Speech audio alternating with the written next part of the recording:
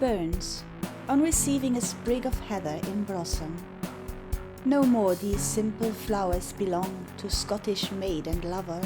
Sown in the common soil of song, they bloom the wide world over.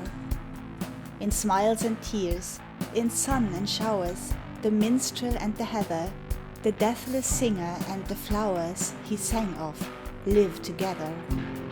Wild heather bells and Robert Burns, the moorland flower and peasant, how at their mention memory turns her pages old and pleasant. The grey sky wears again its gold and purple of adorning, and manhood's noonday shadows hold the dews of boyhood's morning. The dews that wash the dust and soil from off the wings of pleasure, the sky that flecked the ground of toil with golden threads of leisure. I call to mind the summer day, the early harvest mowing, the sky with sun and clouds at play, and flowers with breezes blowing. I hear the blackbird in the corn, the locust in the haying, and like the fabled hunter's horn, old tunes my heart is playing. How oft that day, with fond delay, I sought the maple's shadow, and sang with Burns the hours away, forgetful of the meadow. Bees hummed, birds twittered, overhead I heard the squirrel sleeping. The good dog listened while I read, and wagged his tail in keeping. I watched him while in sportive mood I read the Trois Dogs story, and half believed he understood the poets untold history. Sweet day, sweet songs, the golden hours grew brighter for that singing. From brook and bird and meadow flowers, a dearer welcome bringing. New light on home-seen nature beamed, new glory over woman, and daily life and duty seemed no longer poor and common. I woke to find the simple truth of fact and feeling better than all the dreams that held my youth a still repining debtor. That nature gives her handmaid, art, the themes of sweet discoursing, the tender idols of the heart, in every tongue rehearsing. Why dreams of lands of gold and pearl, of loving knight and lady, when farmer boy and barefoot girl were wandering there already?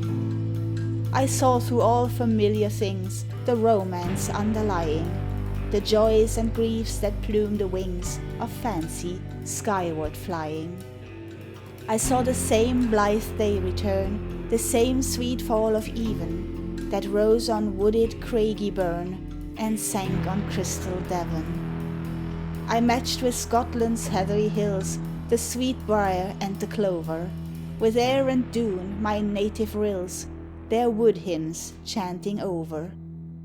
Over rank and pomp, as he had seen, I saw the man uprising, no longer common or unclean, the child of God's baptizing.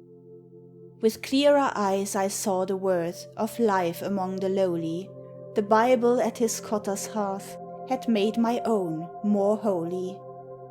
And if at times an evil strain to lawless love appealing broke in upon the sweet refrain of pure and healthful feeling, it died upon the eye and ear, no inward answer gaining, no heart had I to see or hear the discord and the staining. Let those who never erred forget his worth in vain bewailings. Sweet soul of song, I own my debt uncancelled by his failings. Lament who will the ribald line which tells his lapse from duty, how kiss the maddening lips of wine or wanton ones of beauty. But think, while falls that shade between the erring one and heaven, that he who loved the Magdalene like her may be forgiven. Not his the song whose thunderous chime eternal echoes render, the mournful Tuscan's haunted rhyme and Milton's starry splendor, but who his human heart has laid to nature's bosom nearer, who sweetened toil like him or paid to love a tribute dearer. Through all his tuneful art, how strong the human feeling gushes! The very moonlight of his song is warm with smiles and blushes. Give lettered pomp to teeth of time, so bonny Doon but tarry, blot out the epic's stately rhyme, but spare his Highland Mary. End of poem. This recording is in the public domain.